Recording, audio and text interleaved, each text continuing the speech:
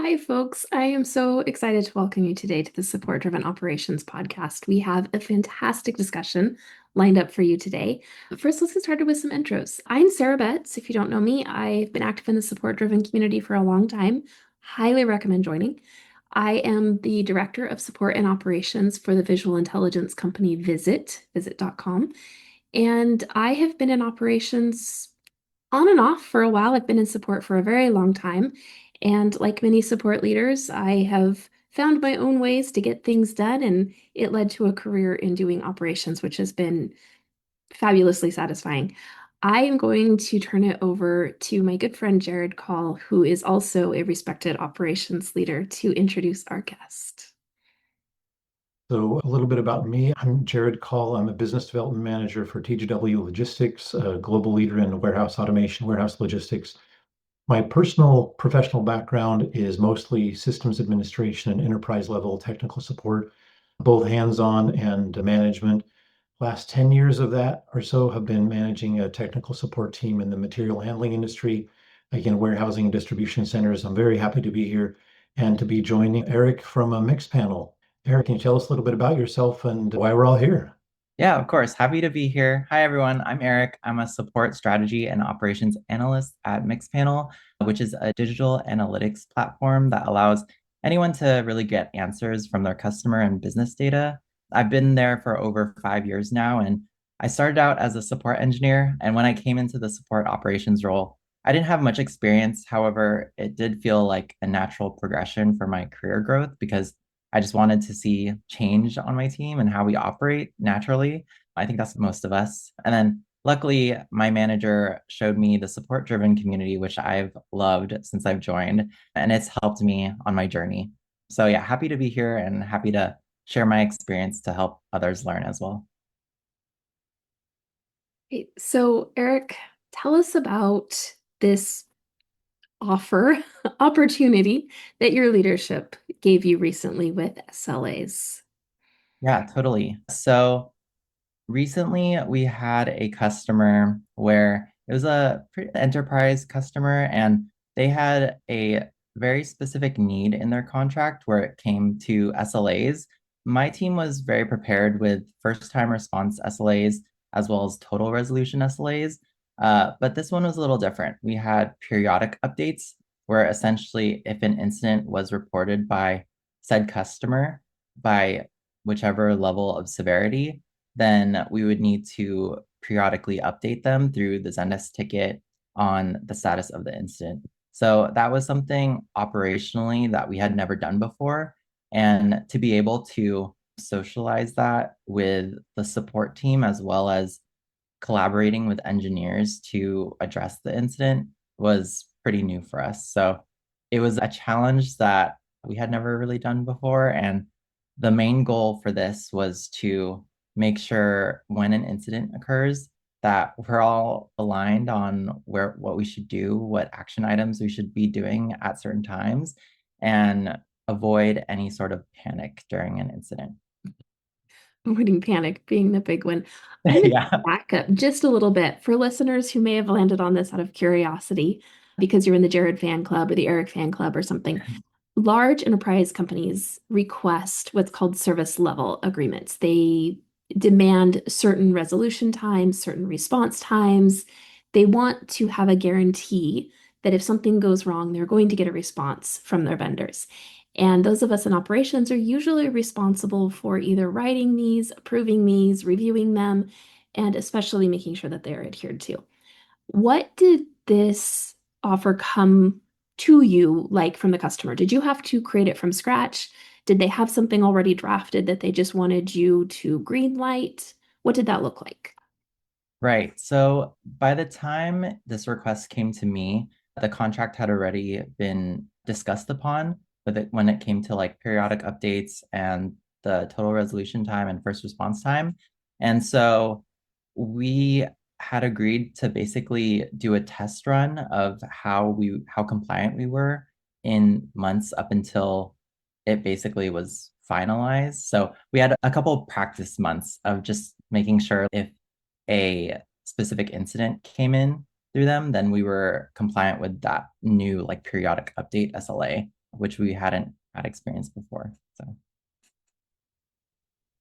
Question for you, Eric.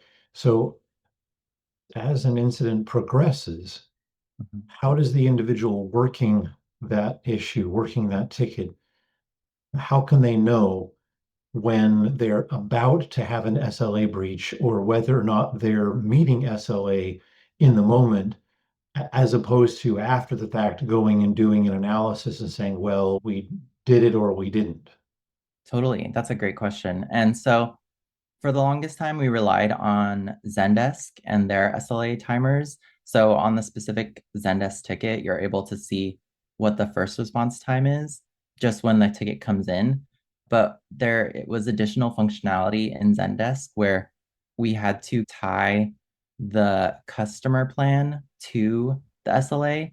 So for an example, if the requester came in and they were part of a specific organization, this customer specifically, then we would attach first response time as well as the periodic updates. The interesting about this case too was the severity level could be determined by the customer.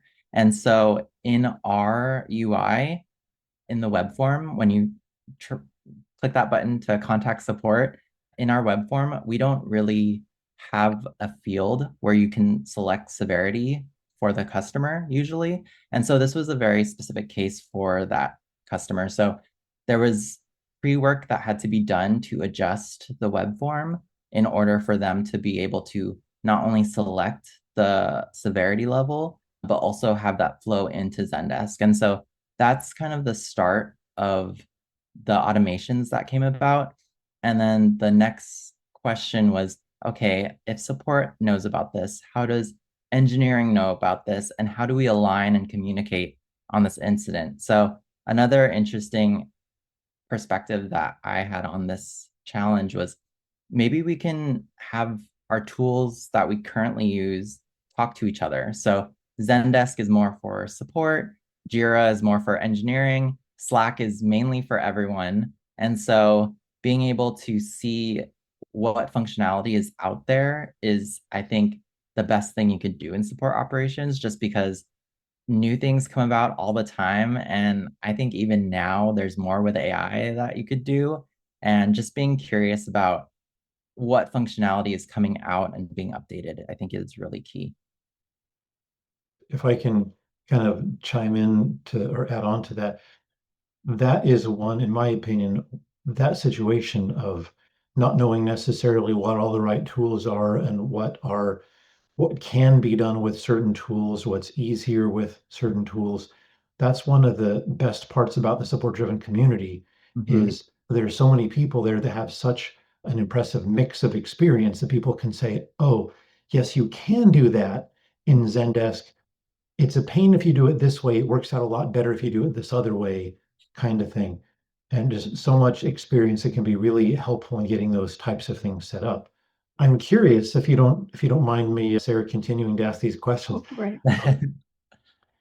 Did you experience with this customer circumstances where the customer said that it was urgent, critical, high priority, Mhm. but to the person working the issue, it really didn't seem that way? Mhm. Uh, and how did you resolve that difference of opinion about the severity level of the issue? Yeah, great question. So we haven't run into that issue yet. Thankfully, this customer is really good about knowing which severity level they should be putting in. So an example is if it's just a simple bug or a product gap per se, you wouldn't do a severity 0 where like it's basically downtime and you need to page everyone, you know? But so we haven't run into that issue yet. But that was a question that came up with the automations, right? Because the end customer can choose the severity level. What if they choose something that is not aligned with our incident handbook, right? And then how do we reconcile that with the automations going about? And so what we essentially did was, because the severity level comes from the Zendesk ticket, you can change the Zendesk ticket field, and that will change the rest of the flow.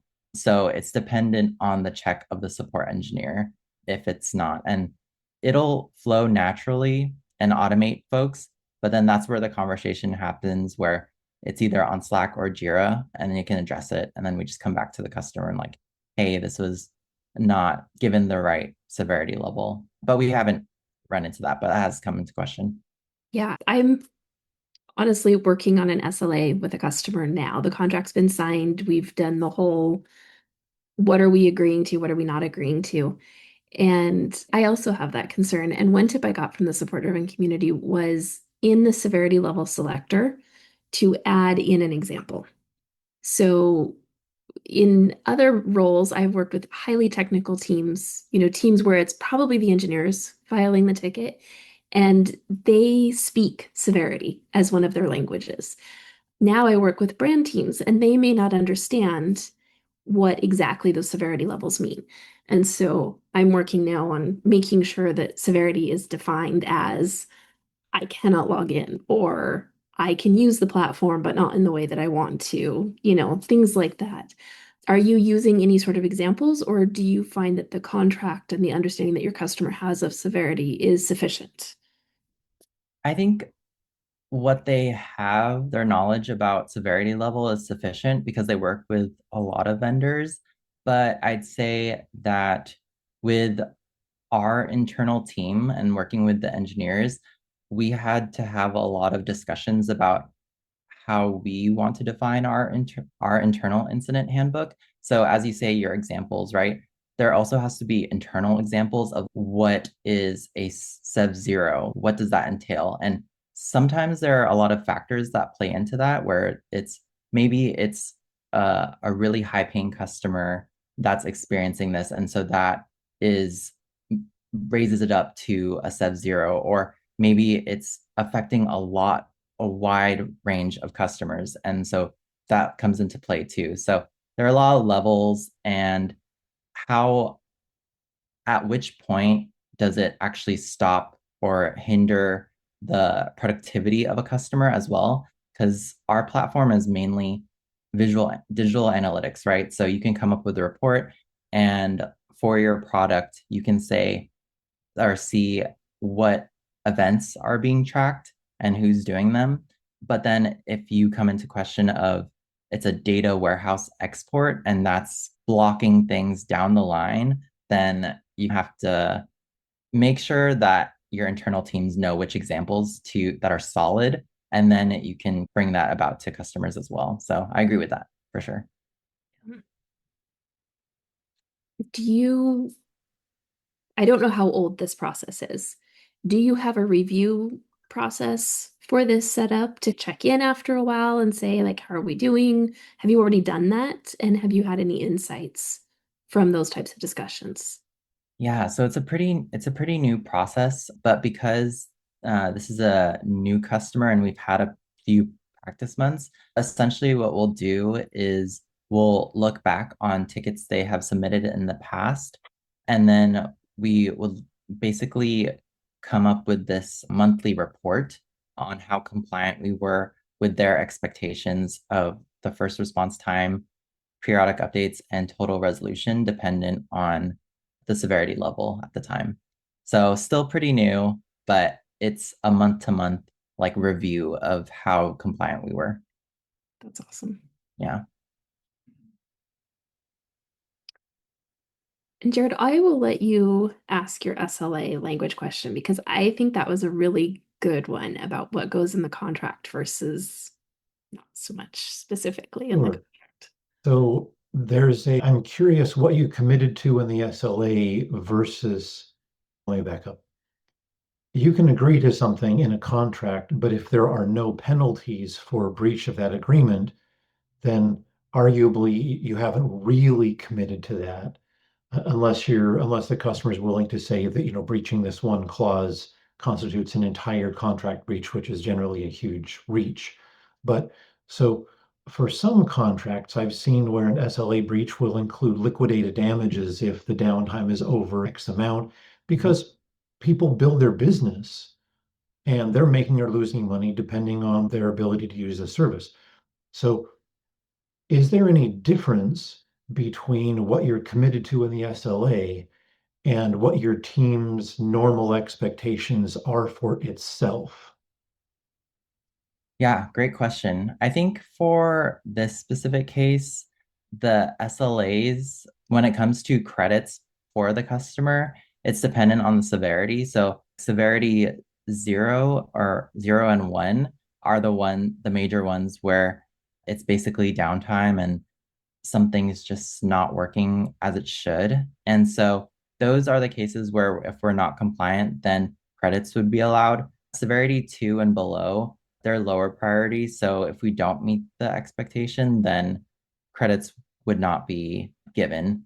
So yeah, it's all that in the contract was discussed prior to me coming into the request. So yeah, I'm curious if you guys have had any issue or experience with Well, that. so in my own experience, every client has a whole bunch of different personalities assembled there with different Right. preferences and levels of the way they like to handle their partnerships. But in my experience, our customers only started talking about SLA compliance after they were already very unhappy with what was going on. If they're generally pleased with the partnership and they trust that your team has their best interest in mind, my customers didn't usually bring up the SLA at all, whether we were in compliance or not. And Mhm. so when we talked about this a little bit in the pre-meeting, we were talking about that some customers may want to have a regular SLA report pushed to them so that they can see, or maybe have those credits be automatic. My opinion about that was always, well, I don't really care as much about service credits because whatever impact there is to my business is going to far exceed the X dollars a month that the service costs me. So really what I'm interested in is the relationship. And if I feel like the relationship isn't where it needs to be, I'm going to want to have a conversation and I'm going to be talking about SLA. And then you better have reports available for me, or else you're going to have to spend the time right now assembling those reports because I'm an unhappy customer. So Right. that's my experience with it. But my experience was with a small number of high value contracted customers. Mhm. And that can be very different when you have a large number of smaller contract customers and then a few medium sized or large mixed into there. That customer distribution changes all kinds of things, including how you handle SLA. Have you ever needed to, this is probably going to be a little bit of an awkward question, but have you ever needed to prioritize artificially low customers that don't pay as much because they don't have an SLA in their contract and this customer does? Mm, what do you mean prioritize in the fact that like they send a ticket into the queue and we look at their tickets a little bit sooner? Yes. So if two tickets come in at the same time and you're already at capacity, or it's 4:30 and you're the most appropriate folks to want to go home for the day and nobody wants to start something new half an hour before they leave, Yeah. and one ticket is from the SLA customer and one ticket is not, Hmm. do you say, oh, well, yeah, I better get SLA customer and non-SLA customer, they can wait until tomorrow? I haven't been in the queue recently, but I can tell you about our queue structure and how we kind of approach tickets in that way. So we've had a lot of iterations on how we look at Zendesk views and what kind of makes sense for our team. There was a point where we had too many views, but right now we look at one main master queue, and that's basically split into two. One for a global master queue for non-US support engineers, and then another master queue for mainly US folks. And basically what we do is we push all the SLAs to the top, and then each level is determined by level of difficulty for the ticket and as well as the customer plan. So I don't think we would ever really prioritize a lower level ticket over one that had an SLA because it's pushed to the top. If it is a very difficult ticket, what we do with the handoff is basically we they can take the ticket, and then we have a time zone request Slack channel where folks from one region can hand off the ticket to another region. And that's how we've operated, because I think it can be tempting to just get your ticket quota in and just get a really easy level 1 ticket for the day. And sometimes you want to approach more difficult tickets with like more thought. But I think with our support team, that's how we structure it and approach tickets. I feel like that's a great answer. It was a little bit of an unfair question because, of course, you have to have priorities. And part of what a more expensive contract buys you is Mhm. more attention. That's part of the reason you're paying for that. And Right? so it's probably not really fair to say that customers that pay less get deprioritized. Mhm. Really, the right way to say that is when it's worth more to you as your business, you put a premium on support and supportability, and you expect a higher level of service with that premium, which is exactly what you're giving your customers. Yeah, and also for response times with all of our customers, we don't specifically guarantee like certain response times, although the response times that we have on our docs, we usually meet it or like go way below the expected response time. And we're only just about starting getting into the AI world too. So we're trying to make sure that human support is still at the center of how we approach support operations and how we meet our customers. So yeah, I think that is very important. And one other aspect of my role is managing our Slack community as well. So not only have I gained a lot of experience and been the receiver of a lot of knowledge in like Slack threads in the support driven community, but I've also brought that knowledge and tried to help our Mixpanel community, Slack community flourish as well. And we actually use this other tool called Tighten It, which essentially allows us to bring all of our siloed Slack community threads into an SEO indexable platform companion site. So essentially, if you're looking up Mixpanel and you're trying to figure out how to get started and you just search on Google, then hopefully either one of our docs comes up, but if not, then most likely a person in community has asked it and it would show up in your Google search versus you having to join a Slack community first. So I think that's just another aspect of support operations and helping our folks, customers get the help that they need. Yeah. And I think I'm seeing with the rise in AI and the Mm-hmm. push for ticket deflection, more companies, even outside of a special contract or anything, are selecting companies or vendors based on their support. I've had Yeah. people test our support just to see, like, are you really real? Am I going to get a response if I sign this contract Yeah. and put it Yeah. down? And Are you a it's bot? fair, fair. If you're going to spend a lot of money for a tool, you want somebody to show up and help, even if you don't have a escalated contract. Totally. I am curious though how you socialized this with the team. Change on support teams is a constant, Mhm. but how did you present it? How was it received? Were there any challenges that you faced as far as getting the team behind this? I won't say excited about it. Nobody's excited about SLAs, but Yeah. to get everybody on board. Yeah, yeah. So it first started socializing it with my support team and just making sure that how they wanted to operate, what data they wanted to see in Zendesk was there and shown. So they were my priority. I wanted to make sure that they felt comfortable when they answer this specific ticket that either there was an internal comment that was made of either the Slack channel or the Jira ticket that was made, and they can refer to that if engineers are looking at that specifically and writing comments there versus in Slack. I wanted them, I wanted to hear their wants, their needs, and their concerns as well. And so it was more of a discussion, getting buy-in from my specific team first.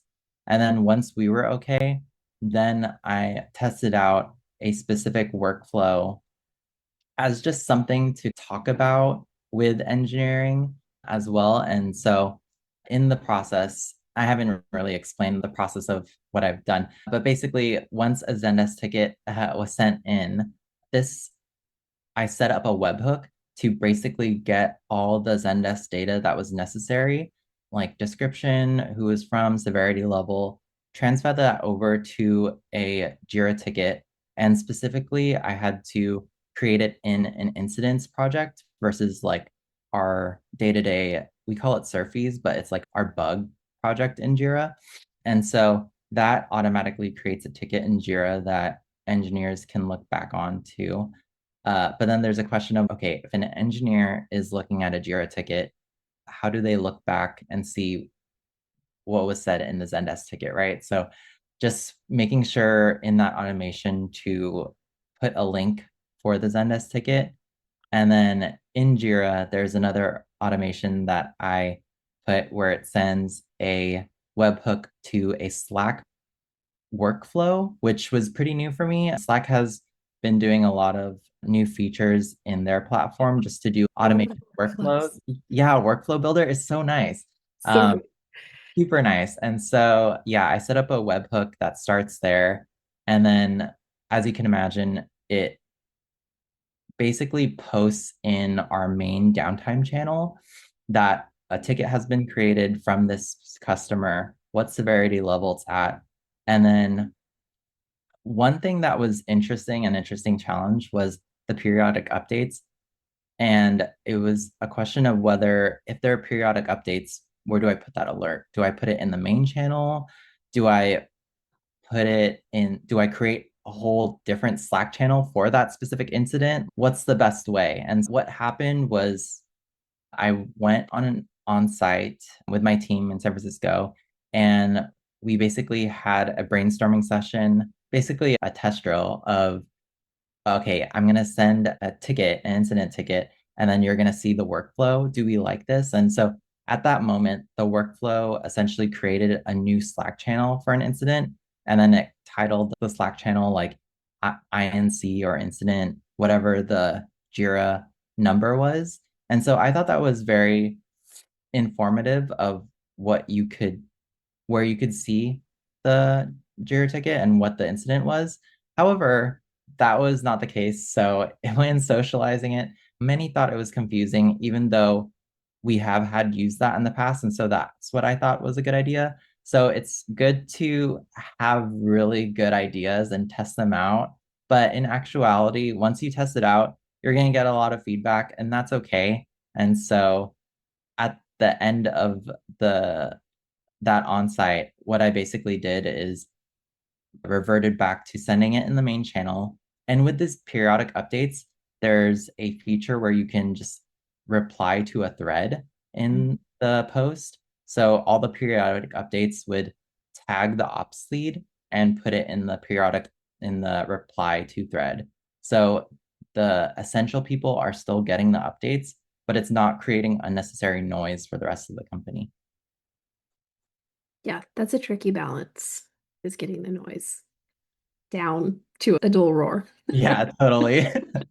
I was just imagining if you get 500 tickets a week, all of the extra Slack channels that would potentially create. Yeah, you should have seen so when I was testing it, I didn't create new channels, but I would send it into my own support operations Slack channel that I mainly look at. And so I was like, oh, is there a place that I could just test it out? And so that was just filled of all my little test incident. Please ignore incident tests. Have a channel in our Slack that's just called support testing. Yeah, yeah. Yeah, it's a train wreck in there. It's like I used to live near a road testing site where they would test paint and cement Mhm. globs and asphalt. Yeah, it reminds me of that. Yeah, yeah. Is So of there, what you've done so far, Eric, is there anything that we haven't already talked about that you thought, oh boy, yeah, this is really going well. I wish I had started with this, or the opposite of that. Like, oh no, that's not what we want to do. That's terrible as far as it relates to being able to handle these SLAs. I'd say that things are constantly changing with tooling. So being really comfortable with your tools that you have access to is really important. And also just making sure you have the right permissions. So with all these tools, I had access to them, but I didn't have the necessary like admin permissions to do the things I wanted. If you're in a position where you want to try things, reach out to your manager, reach out to IT and see if it's possible, if you can do a certain thing with a certain tool that you have in access to at your company. I think that the more outside of the box that you can think right now in terms of your specific challenge is good, because then you can just research and see. Also, like attending podcasts like this and just listening to webinars is really informative, because then you could be like, hey, I didn't even know there was automations in Jira that I could connect to Slack or for some reason. And I think that tooling is always changing. Like every time I look at the Slack workflow builder, they add something new that makes my life a lot easier. I don't need to do a specific webhook or any sort of like workaround. I can do it. I think that would be a key thing. Just knowing your tools, making sure you have the right permissions, experiment, test, have your little test playground, like Sarah said. And yeah, just present a lot of different to your manager, and also check your assumptions, because like with my incident Slack channel, I assumed that that would be more convenient for folks and create less noise, but it made things a little bit more confusing, right? So you want to make sure that you have a process and check with the people that are going to use it. And what I've learned in support operations is you are kind of in, so when I was in support engineering, it was more of what the customer needs. And now it's like, what does my team need? What does my team need to be successful? What don't they have access to that I can help give them by getting data and putting it into Zendesk, for example? Also I'm have a sorry. good question from the Sorry. listeners, and I'm curious to let me quit playing with that. How has engineering or other teams' work changed due to this process? Has it changed things for engineering? Has it changed things for any other teams? I mean, I would also be curious to know how your relationship to those other teams has changed through this. Yeah, that's a great question. So I feel like it's improved because honestly, with support, I think there's a fine balance when it comes to our relationship with engineering. It's like, oh, okay, support is the voice of the customer. We file bugs and then we work with engineering to solve the bugs, right? And give them as much context as possible. I think there can be a time where support can file a lot of bugs, and then there's always constant change in engineering, whether they're on new teams or like their knowledge gaps. And so I say naturally there can be a lot of tech debt or certain bugs that don't get addressed. And then over time, the product changes where you don't even know which surface you should prioritize, right? And so I think from this specific process, it's increased our collaboration with engineering, because in that onsite that I talked about, when we did the test drill, they were like, oh, yeah, that's really hard to determine what severity that is. And for our severity 1 tickets, we actually lean on the support engineer to tag the correct ops lead from engineering. And so engineering at that point, they understood how hard it was to determine severity.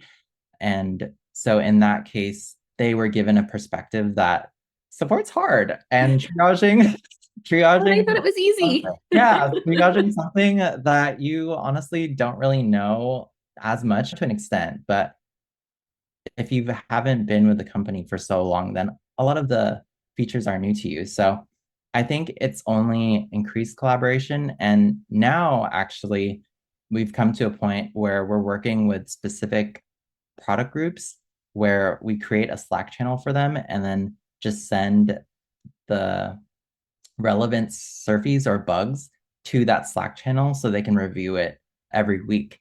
And that has actually increased our conversation about the product, and it's led to a lot more collaboration. So overall, it's just a lot more discussion, a lot more brainstorming, and yeah, just getting people to talk and solve issues internally. And I think that's great. I think we are trying to address things and get the customer what they need right now.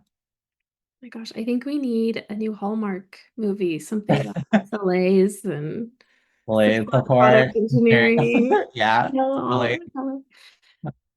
They're on Netflix. SLAs and TLAs.